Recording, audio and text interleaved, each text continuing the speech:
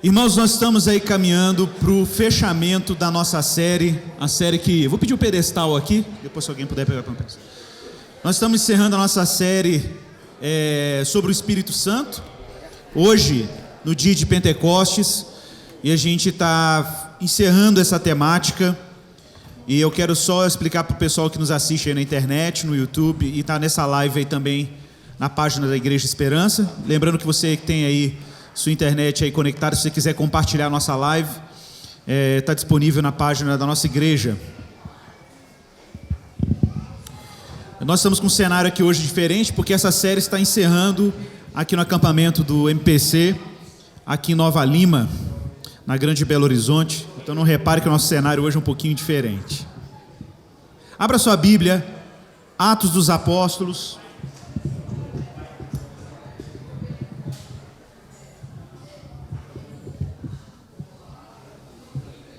Atos capítulo 2, verso 1.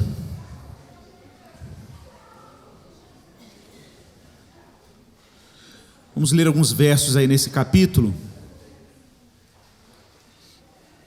E assim diz a palavra do Senhor, Atos capítulo 2, verso 1 em diante. Ao chegar o dia de Pentecostes, todos estavam reunidos no mesmo lugar. De repente, veio do céu um som como de um vento impetuoso, e encheu toda a casa onde estavam sentados. E apareceram umas línguas como de fogo distribuídas entre eles, e sobre cada um pousou uma. Todos ficaram cheios do Espírito Santo e começaram a falar em outras línguas conforme o Espírito lhes concedia que falassem. Estavam em Jerusalém judeus piedosos de todas as nações que há debaixo do céu. Quando o som foi ouvido, a multidão se aglomerou e todos ficaram confusos, pois cada um os ouvia falar na sua própria língua, conforme o Espírito lhes concedia que falassem.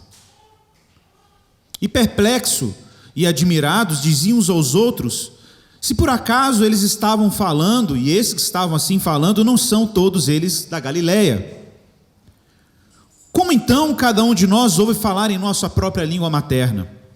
Pardos, medos, elamitas, habitantes da Mesopotâmia, da Judéia, da Capadócia, do Ponto e da Ásia, da Frígia, da Panfilha, do Egito e das regiões da Líbia, próximas de Cirene, e romanos, aqui residentes, tanto judeus como convertidos ao judaísmo, cretenses e árabes, todos nós os ouvimos falar das grandezas de Deus em nossa própria língua.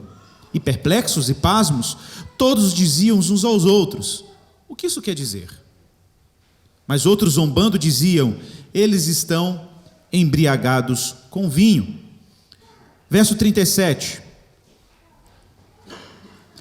Ao ouvirem isso, eles ficaram com o coração pesaroso e perguntaram a Pedro e aos demais apóstolos: irmãos, que faremos?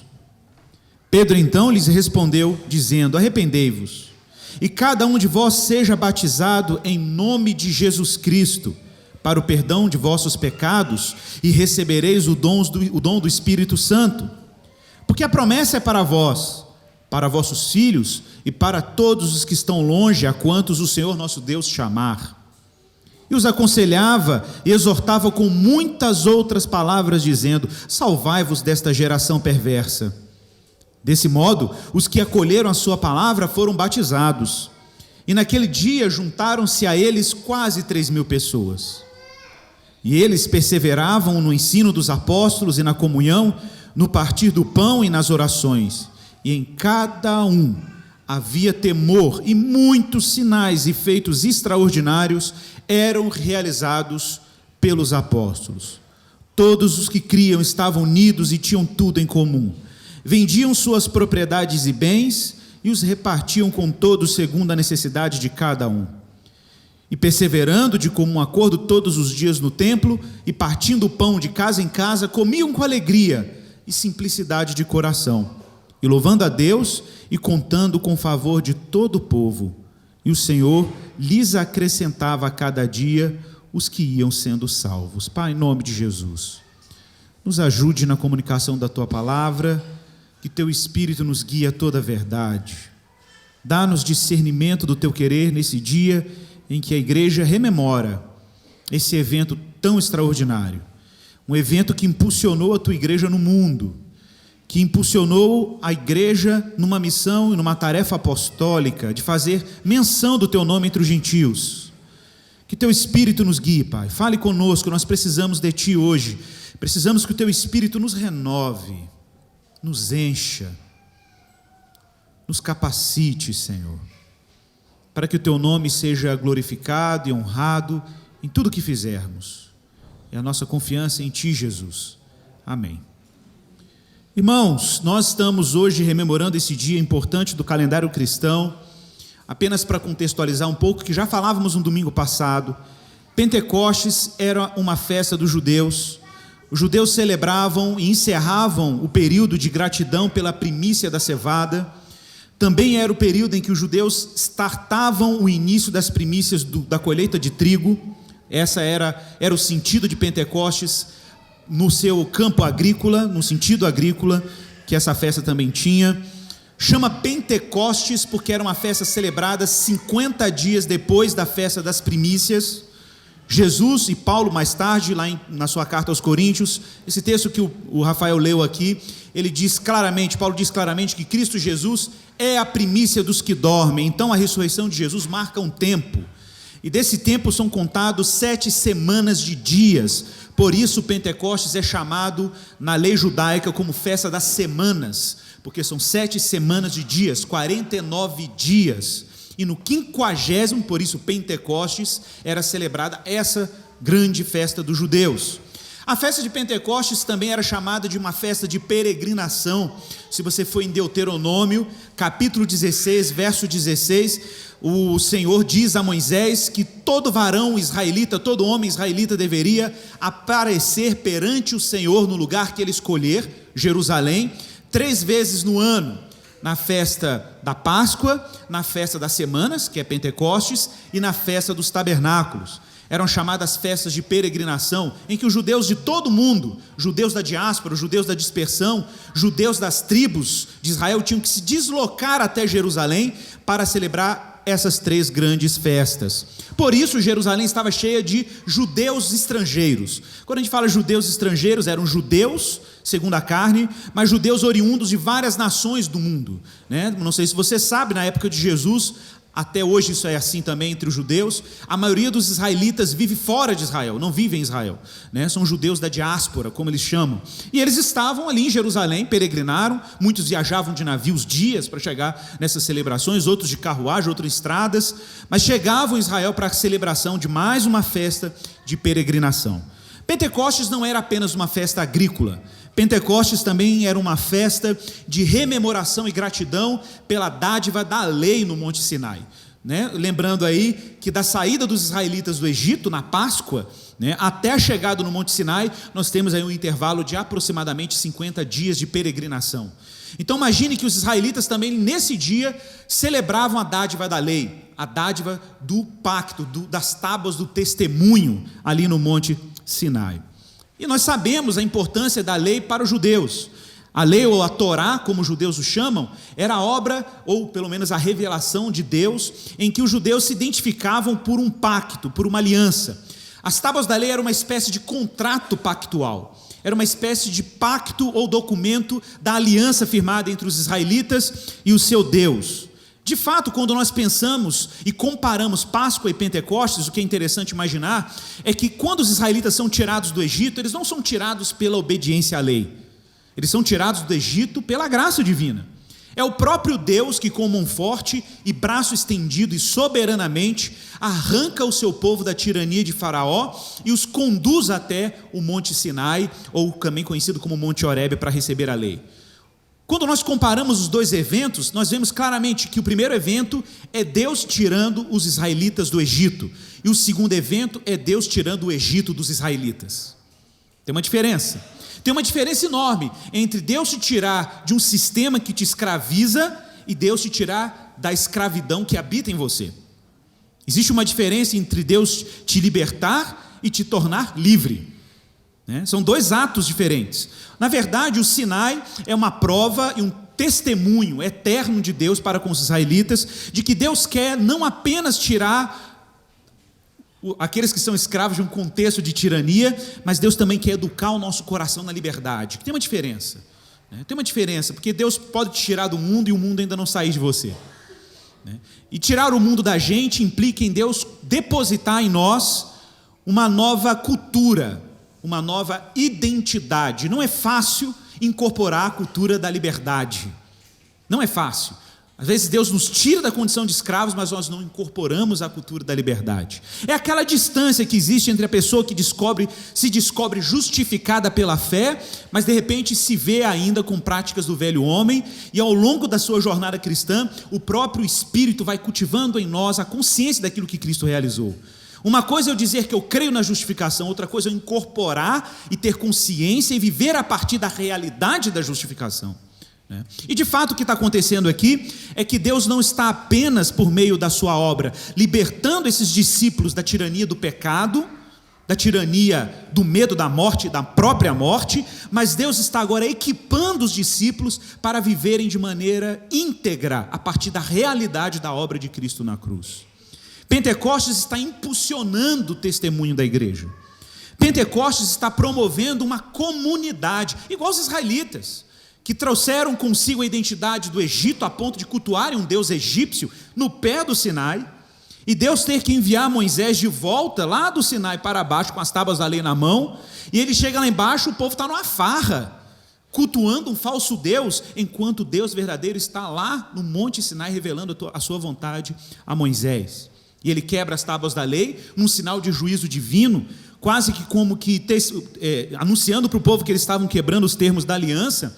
E naquele evento de grande juízo divino, né, Moisés chama os levitas e convoca e fala: quem estiver com Javé, o Deus que se revelou no Sinai, venha para o nosso lado, quem não estiver, fique do outro. E aí quando a outra parte do povo fica de um lado, diz a palavra de Deus que Moisés, junto com os levitas, simplesmente elimina mais de 3.000 pessoas no pé do Sinai, que tinham se devotado a um falso Deus, enquanto Deus estava se revelando lá em cima.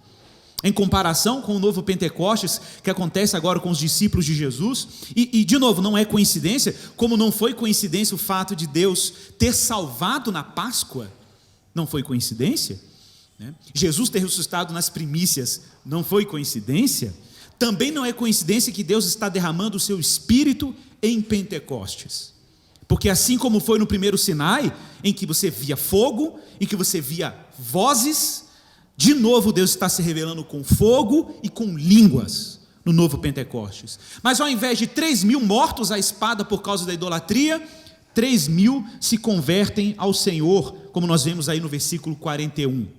Quase como que numa espécie de reprodução do primeiro Pentecostes, né? Mas dessa vez um Pentecostes em que Deus está derramando o seu Espírito.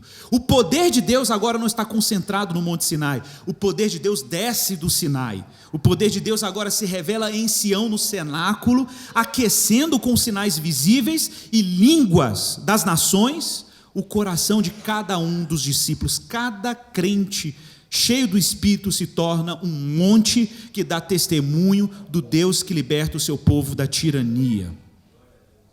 É disso que Deus está fazendo aqui. No dia de Pentecostes, Jesus, 10 dias antes desse evento, sobe aos céus e diz para os discípulos ficar em Jerusalém, até que do alto vocês sejam revestidos de poder. Essa é a ordem de Jesus. A ordem de Jesus para os discípulos é: fiquem em Jerusalém, esperem que algo vai acontecer lá depois de 10 dias, depois da ascensão dele. Mas vejam bem, vejam que coisa curiosa, quando Cristo ressuscita, Cristo encontra os discípulos dispersos, e quase como um pastor, ele começa a reunir os seus discípulos ao redor da sua ressurreição. Um está fugindo, o outro está pescando, os outros estão presos dentro de casa com medo, e Jesus está meio que arrebanhando, refazendo a sua igreja, mas agora a partir da sua ressurreição. E agora em Pentecostes, estão os discípulos reunidos, não porque eles tinham um comum acordo no Espírito, mas eles estavam reunidos pela palavra de Jesus, pela ordem de Jesus, esperando que um evento acontecesse. Eles estavam todos reunidos no mesmo lugar, mas ainda não estavam reunidos no mesmo Espírito. Eles estavam no mesmo lugar, mas não necessariamente no mesmo espírito. Observe o que está aí no verso 1. Todos estavam reunidos, sob a palavra, sob a ordem. Havia uma unidade topográfica, uma unidade física. Eles estavam no mesmo recinto, no mesmo espaço, na mesma dimensão, mas ainda lhes faltava ter uma unidade no espírito. E aí no verso 2b diz claramente que de repente o lugar onde eles estavam reunidos foi cheio, entrou um vento impetuoso, um vento do Espírito tomou conta daquele lugar e a casa estava cheia do Espírito. Curioso, porque apesar da casa e do cenáculo estar cheio de discípulos, ela estava vazia, porque não tinha presença do Espírito. E o texto diz que a casa se encheu do Espírito. Então houve ali uma plenitude, e aí começou a línguas repartidas como de fogo, verso 13, distribuídas a cada um deles, e pousou sobre cada um deles, e aí sim, no verso 4, todos ficaram cheios do Espírito. Então o recinto se encheu, e depois cada discípulo também se encheu do Espírito, e começaram a falar em outras línguas. Bom, alguns usam esse texto para justificar a experiência do falar em línguas, em línguas estranhas, mas de fato o texto não está falando sobre línguas estranhas como o que nós conhecemos como falar em mistérios, como Paulo descreve na sua carta aos Coríntios. Aqui, na verdade, os discípulos estão falando línguas das nações. Isso é muito evidente, qualquer leitura cuidadosa do texto. Eram judeus da diáspora, reunidos em Jerusalém. Eles começaram a ouvir aquele fenômeno acontecendo naquela casinha no Monte Sião ali em Jerusalém, viram aquele fenômeno, chegaram perto da casa e cada um começou a ouvir falar das grandezas de Deus na sua própria língua, no seu próprio idioma. Tinham judeus da Arábia, judeus da Itália, judeus da Ásia Menor, judeus da Galiléia, judeus do norte, judeus de territórios que falavam idiomas completamente diferentes, e cada um deles estavam entendendo as grandezas de Deus nos seus próprios e respectivos idiomas. E o que surpreende esses homens, esses peregrinos que estão ali em Jerusalém, é o fato de que quem está falando as grandezas de Deus em múltiplos idiomas são galileus. Olha o que diz aí no verso 7, perplexos e admirados, diziam uns aos outros, por acaso esses que estão falando não são todos eles galileus? A Galileia era a periferia de Israel, era lugar de gente simples, é chamada Galileia dos gentios. Era uma região fronteiriça, próximo do Líbano, próximo da Fenícia. Era chamada Galileia dos gentios, porque por ser uma região fronteiriça, era um povo que tinha contato com os povos pagãos, com os gentios. Na percepção dos que estavam na Judéia, era gente assimilada, gente misturada com povos pagãos. E de repente é esse tipo de gente, discípulo de Jesus, que estão falando línguas que sequer conheciam, idiomas que sequer tinham familiaridade. E o que fica nítido aqui é que apesar de uma diversidade de idiomas, é isso que é interessante no evento de Pentecostes, é que apesar da diversidade dos idiomas utilizados, o conteúdo da mensagem era um só. Um só. Havia uma única, eles estão falando das grandezas de Deus. O conteúdo da mensagem é uma. O modo de comunicar a mensagem era diversificado.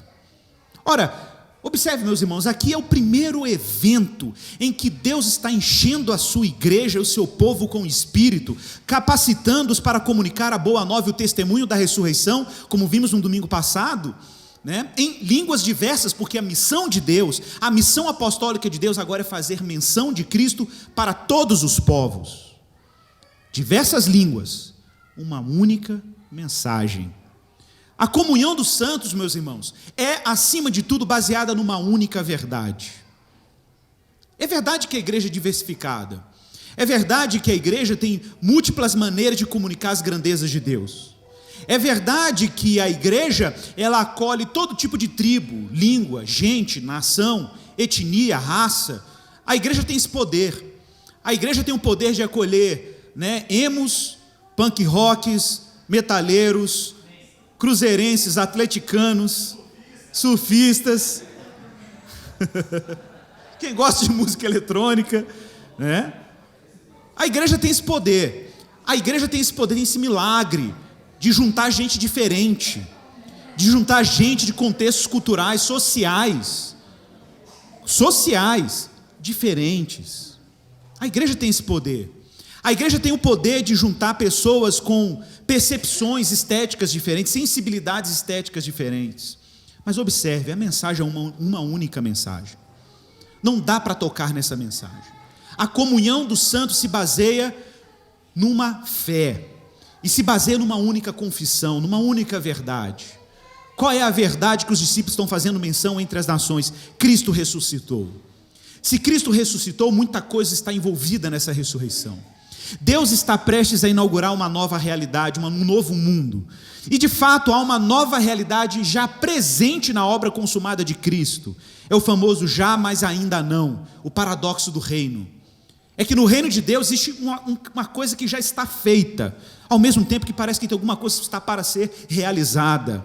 Cristo conquista o que Ele conquistou na cruz pelo seu triunfo, de modo com que a igreja ande nesse mundo, não para uma realidade simplesmente que está prestes a vir, mas uma realidade que já é um fato naquilo que Cristo fez. Se Jesus ressuscitou, meus irmãos, Deus está prestes a renovar o mundo, Deus está prestes a renovar todas as coisas, e a igreja está sendo impulsionada nesse grande evento. E Pedro se levanta no dia de Pentecostes, faz um excelente, incrível sermão, aí do verso 14 e se estende até o verso 36.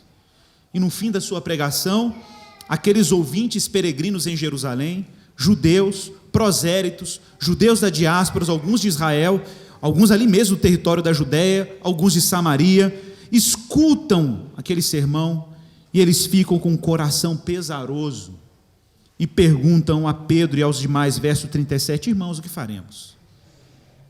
Diante de tudo isso, diante desses eventos que aconteceram em Jerusalém, diante de tudo que vocês falaram, desses sinais que aconteceram, as maravilhas de Deus estão sendo ditas em idiomas diversos, o que faremos?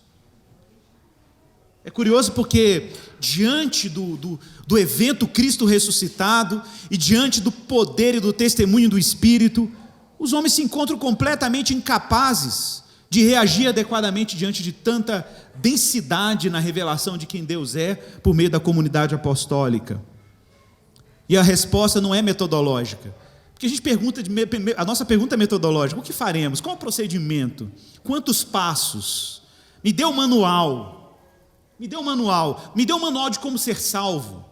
Quantas escadas eu subo de joelho, quantas penitências eu tenho que fazer, quantas rezas eu tenho que empreender, quantas meditações, né? Quantos jejuns, quais são os procedimentos religiosos, quantos batismos, né? Quantas purificações rituais, quantas ofertas, quantos sacrifícios.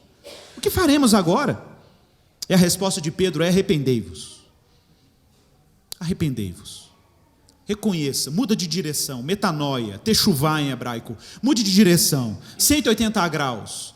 Abandone qualquer projeto que vocês tenham, projetos religiosos, projetos de carreira, projetos de segurança afetiva, projetos de segurança existencial. Abandone tudo, vire as costas. Arrependei-vos, cada um de vós, e sejam batizados em nome de Jesus Cristo. Para quê? Para perdão dos vossos pecados. E vai acontecer alguma coisa com vocês depois disso: recebereis o dom do Espírito Santo.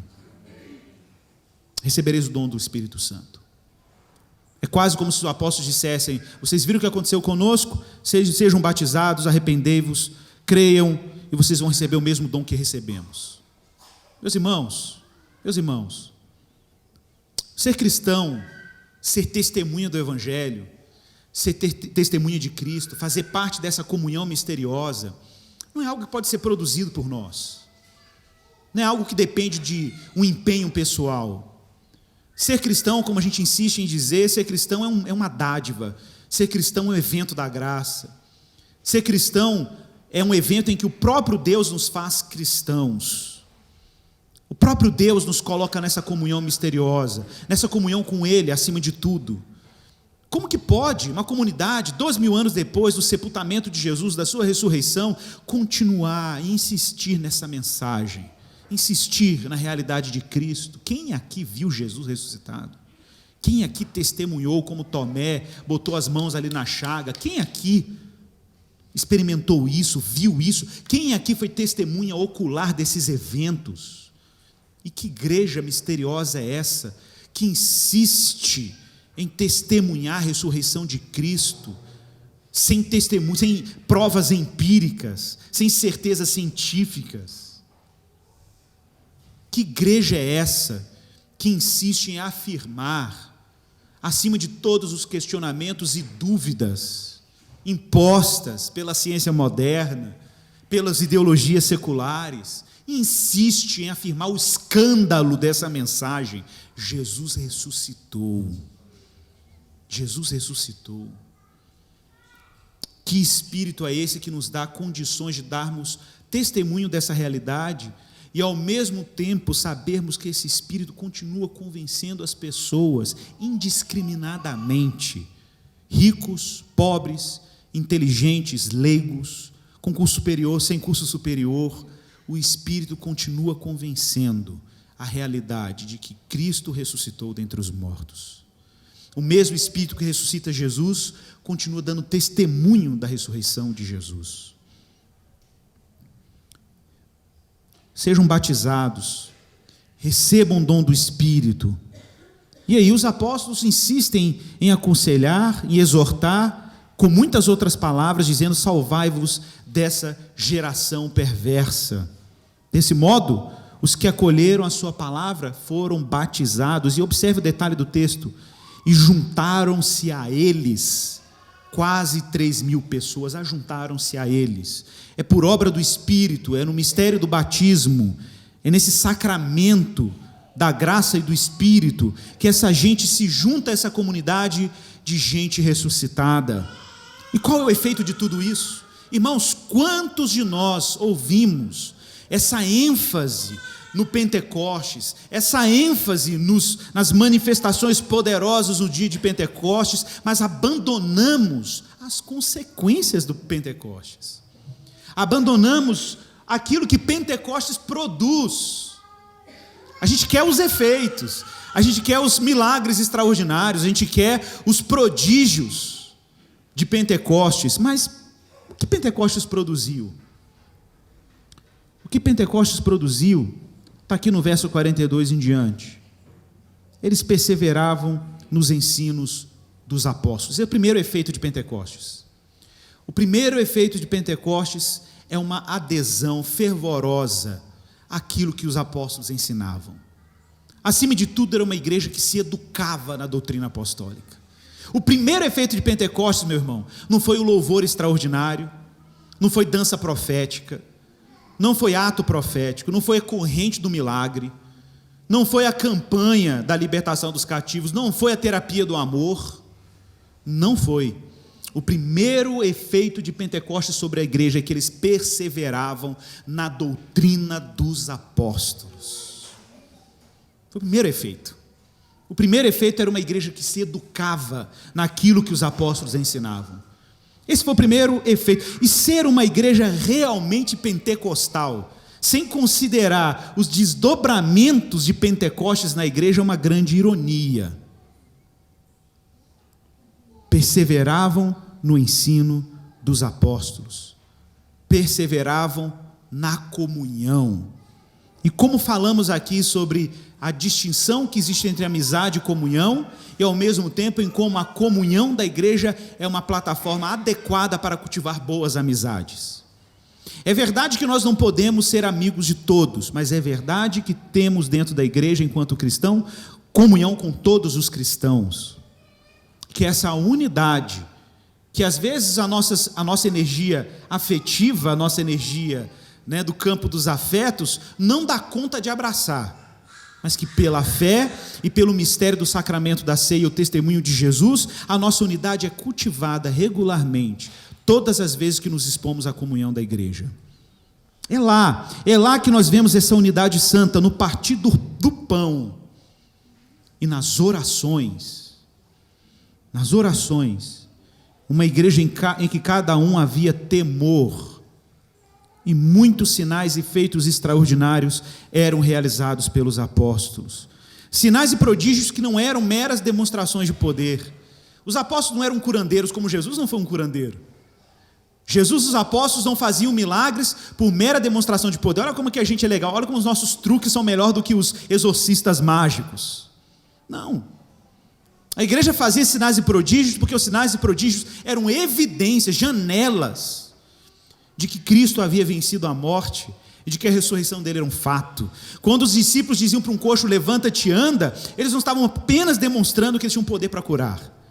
Dizer para um coxo, levanta-te e anda, era dizer que a morte e os seus efeitos já estavam julgados, resolvidos pela ressurreição de Jesus. Jesus tinha um poder de dizer para a morte e os seus efeitos, recuem, afastem-se, porque ele havia vencido a morte. E todos os que criam, todos, e é isso que sustenta a unidade e a comunhão da igreja, todos os que criam estavam unidos e tinham tudo em comum, que é esse princípio cristão da mordomia, de que a gente não tem posse absoluta sobre os recursos que Deus nos concede.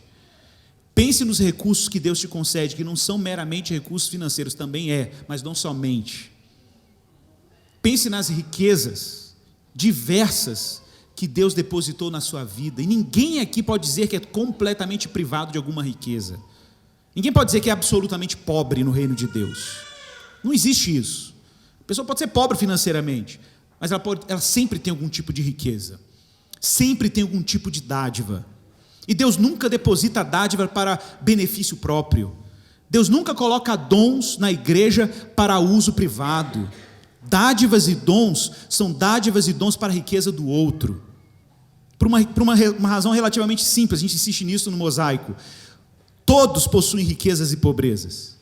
Todos possuem dádivas, abundâncias e faltas.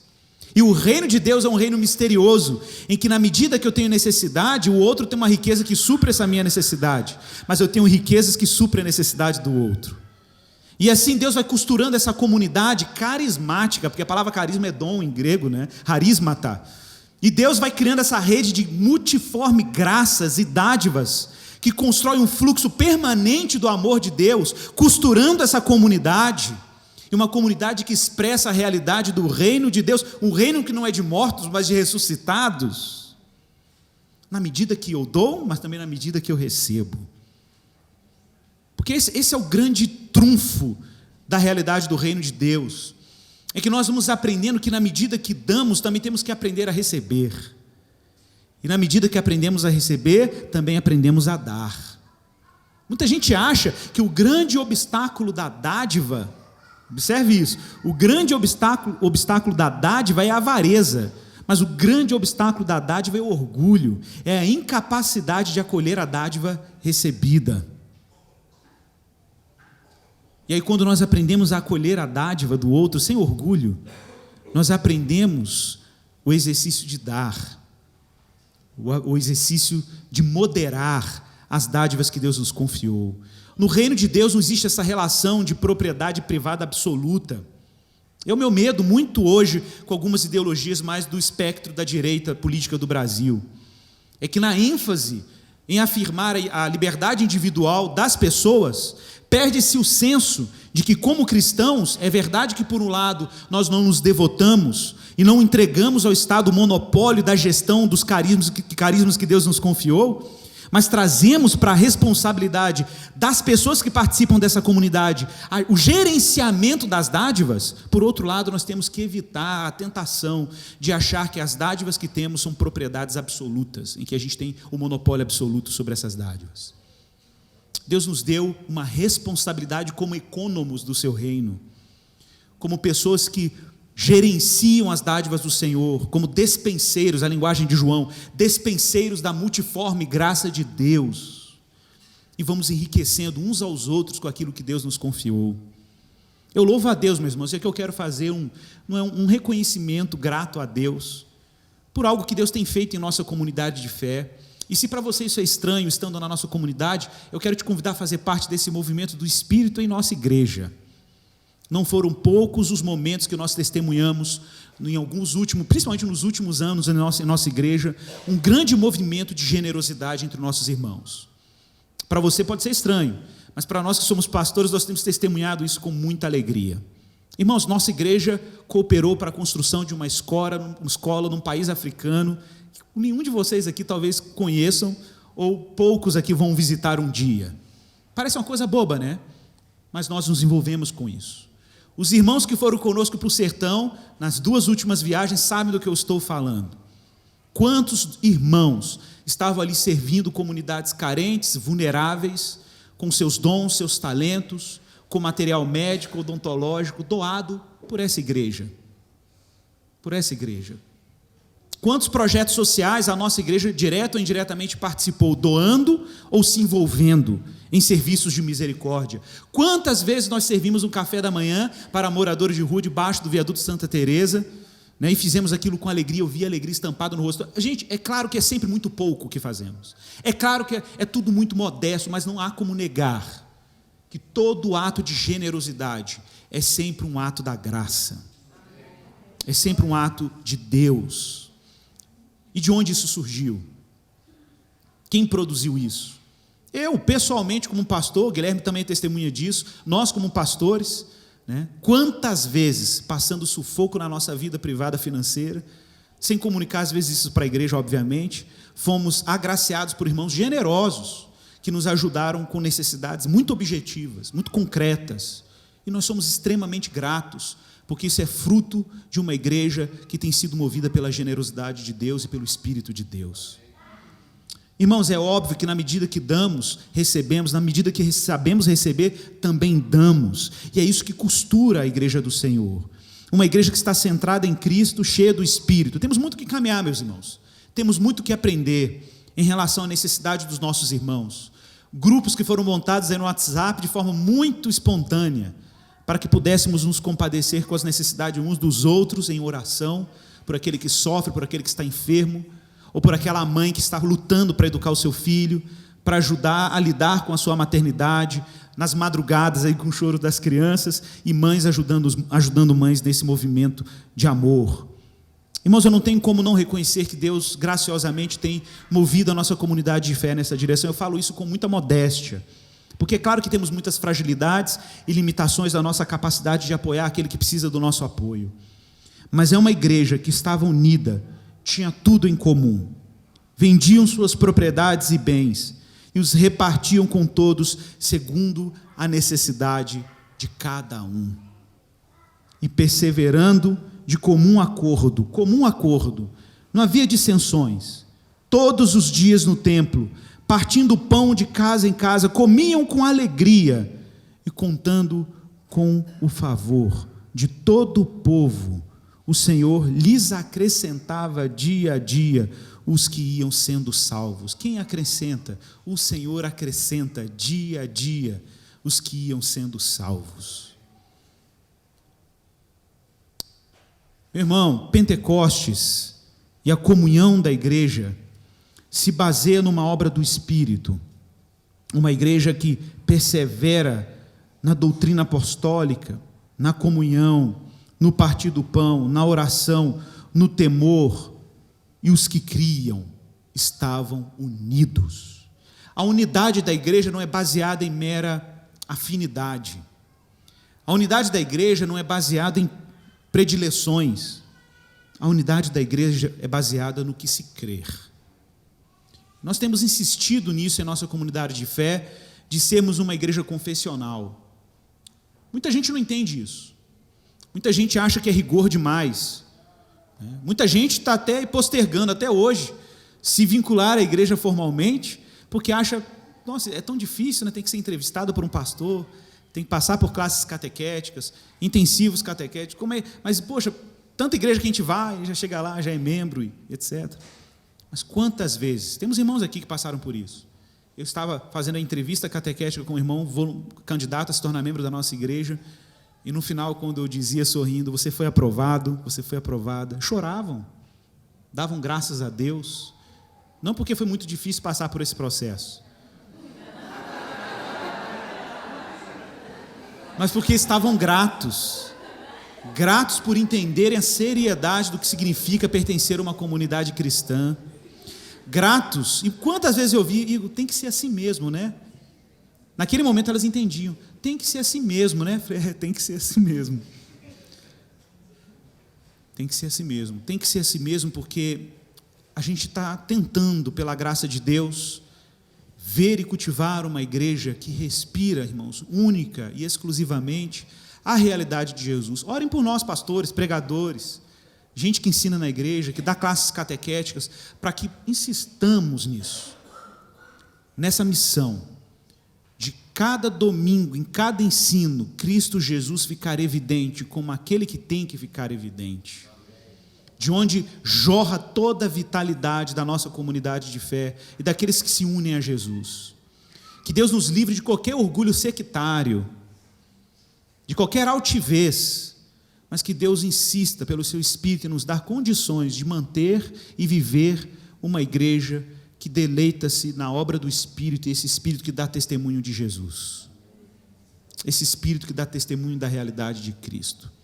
E falamos isso com muito temor, meus irmãos, porque a igreja do Senhor, que é essa igreja que vocês estão aqui hoje reunidas, é uma igreja que, pela graça de Deus, também tem insistido na unidade com outras expressões de fé e comunidade. Eu tenho muitos colegas pastores de outras igrejas em Belo Horizonte, pelo Brasil. Mosaico é uma plataforma que nos ensina muito isso, essa abertura de conectar com outros líderes e outros pastores para contagiá-los com a mesma missão. A missão de simplesmente serem comprometidos com a revelação de Deus em Cristo. Pentecostes, meu irmão, é uma festa do Espírito, mas uma festa do Espírito e no Espírito. E o que o Espírito conduz a sua igreja a celebrar? Celebrar a realidade de Jesus. Nada além disso. Nada além disso.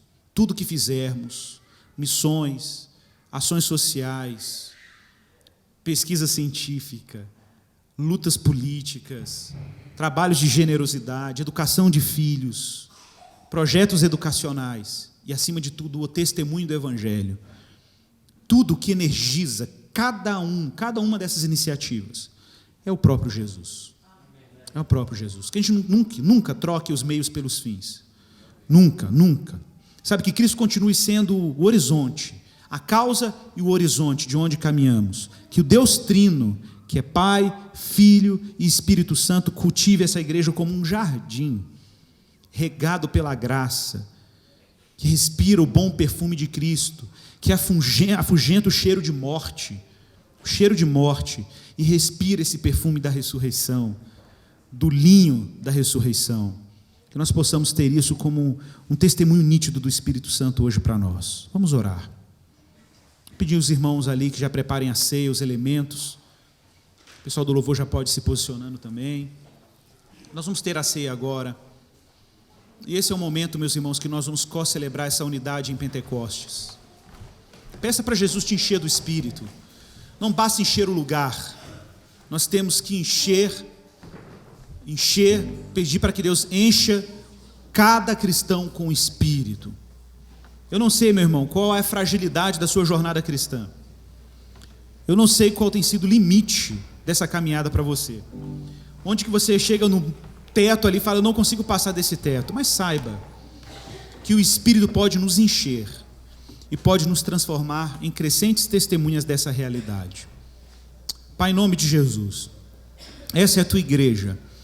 Igreja que ora, igreja que se renova, igreja que dá testemunho, igreja que vive fundada na realidade de Cristo e não quer viver fora dele. Igreja cuja comunhão é desfrutada na realidade de Jesus. Igreja que só o Espírito Santo pode conectar. Pessoas tão diferentes, mas que têm o mesmo horizonte, que têm o mesmo telos, o mesmo alvo, o mesmo objetivo: caminhar para a realidade de um novo mundo em Jesus Cristo. Nos ajude nessa missão esperançosa, Senhor. Nessa missão de darmos testemunho de Jesus no mundo e desfrutarmos dessa aliança, essa aliança fundada em superiores promessas, aliança fundada na obra de Cristo, aliança trinitária, Pai, em que Pai, Filho e Espírito Santo nos batizaram, para que pudéssemos desfrutar dessa aliança maravilhosa, Senhor.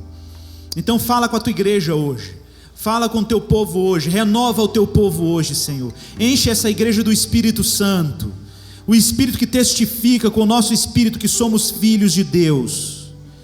É essa oração que fazemos, Pai. Nos ajude, Pai, nessa missão, ajude, desperta os vocacionados para essa tarefa, distribui os dons, os carismas, as riquezas, nesse pacto de ajuda mútua no Senhor. Que o Senhor nos ajude, Pai, é a nossa oração em Cristo. Amém e amém.